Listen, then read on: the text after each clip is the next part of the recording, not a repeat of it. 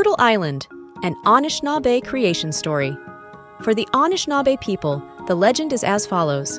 Long ago, after the Great Mystery, or Kitchi-Manitou, first created people on Earth, the Anishinaabe, or original people, strayed from their harmonious ways. They began to argue and fight with one another. Brother turned against brother, and soon the Anishinaabe were killing one another over hunting grounds and other disputes. Seeing that harmony, brotherhood, sisterhood, and respect for all living things no longer prevailed on Earth, Kitchi-Manitou decided to purify it. He did this with water. A great flood swept over the Earth, destroying the Anishinaabe people and most of the animals. Only Nanaboozhoo, a central figure in many of the Anishinaabe oral traditions, survived the flood, along with a few animals and birds who managed to swim or fly. Nanaboozhoo floated on a huge log, searching for land, but none could be found, as the earth was covered by the floodwaters. Nanaboozhoo allowed the remaining animals and birds to take turns resting on the log. Finally, Nanaboozhoo spoke. "I am going to do something," he said. "I am going to swim to the bottom of this water and grab a handful of earth. With this small bit of earth, I believe we can create a new land with the help of the four winds and Kitchi-Manitou." So Nanaboozhoo dove into the water and was gone for a long time. When he finally surfaced, he was out of breath and told the animals that the water was too deep for him to reach the bottom. All were silent. Then the loon spoke up.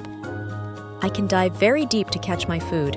I will try to reach the bottom and bring back some earth in my beak." The loon disappeared beneath the water and was gone for a very long time. The others began to fear he had drowned, but then he floated to the surface, weak and nearly unconscious. "I couldn't make it. There must be no bottom to this water," he gasped. Many other animals tried but failed, including the mink and even the turtle. It seemed there was no way to retrieve the much-needed earth from the bottom.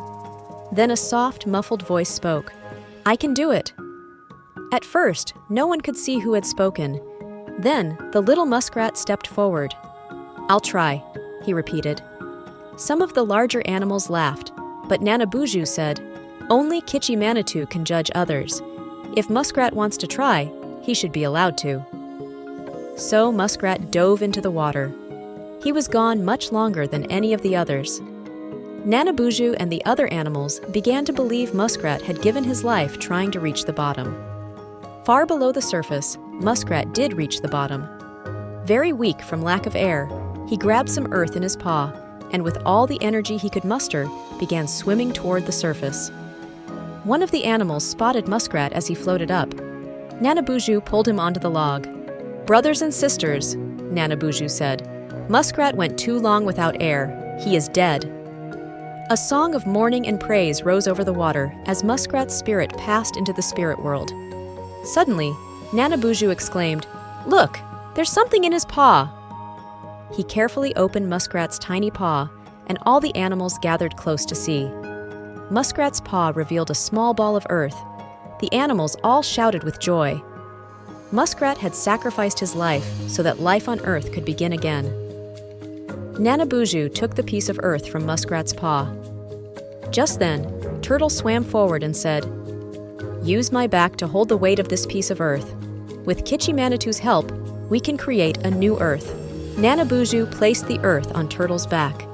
Suddenly, the wind blew from each of the four directions, and the tiny piece of earth on Turtle's back began to grow. It grew and grew, forming an island in the water. The island expanded larger and larger, but Turtle bore the weight without complaint. Nanaboozhoo and the animals sang and danced in widening circles on the growing island. After a while, the four winds stopped blowing, and the waters became still. A huge island sat in the middle of the water, and today that island is known as North America.